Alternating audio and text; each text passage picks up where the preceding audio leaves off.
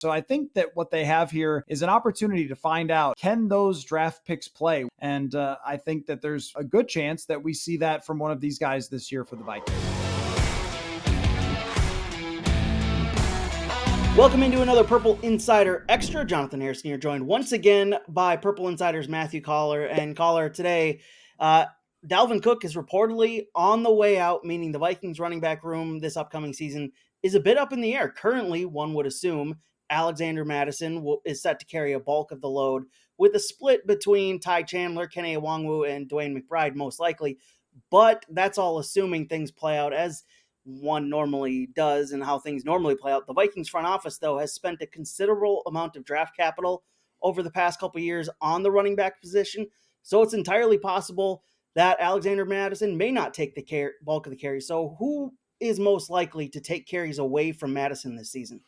Yeah, and I think that it's right to say that Mattison is by far the leader in the clubhouse going into training camp as the guy who's going to be RB1, but that doesn't have to mean in today's NFL that you are RB1 and there's no RB2, as it's been for so long, where it's been Dalvin Cook is the bell cow, he's the starter, the backup, and the third stringer, and only if he's hurt is he not playing almost 100% of the time and getting almost 100% of the carries. I mean, that's how it's felt with Dalvin Cook over the recent years, and they truly could have, depending on how the other guys perform in training camp and preseason, a running back rotation. I think the most interesting player for this is Ty Chandler, who was drafted last year and a very small sample of preseason carries. But my gosh, were they some good preseason carries. I mean, he had 15 carries last year, over 100 yards rushing, a number of explosive plays. He's got great quickness.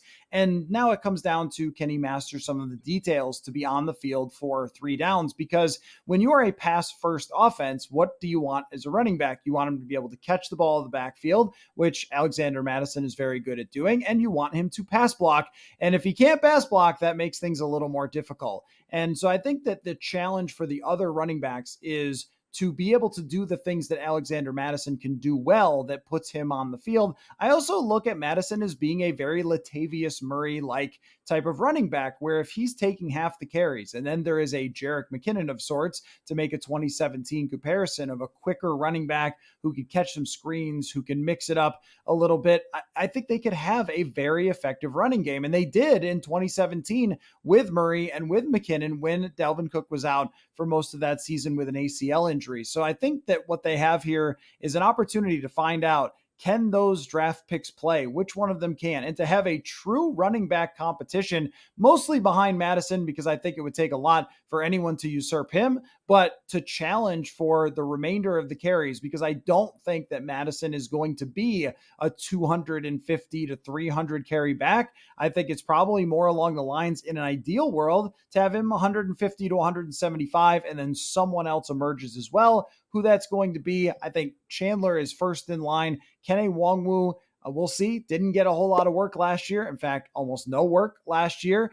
But that was with Dalvin Cook, and now this is kind of a new day, and Nwangwu runs a 4.3 at 6'1", and Dwayne McBride has a heck of a college highlight reel where he can't be knocked down. So they've got some talent here. I mean, I've seen kind of some of the outside world acting like, well, now they've got nothing. And I don't really agree with that. I think that there's an opportunity here for somebody to emerge. And if you look around the league, you saw guys like Ramondre Stevenson last year, Chuba Hubbard. I mean, there's players around the league at this position who are always kind of emerging from the middle rounds or even sometimes undrafted free agents. And I think that there's a good chance that we see that from one of these guys this year for the Vikings. That's been another Purple Insider Extra for Bring Me the Sports. Be sure to rate, review, and subscribe to the Purple Insider Podcast wherever you get your podcasts.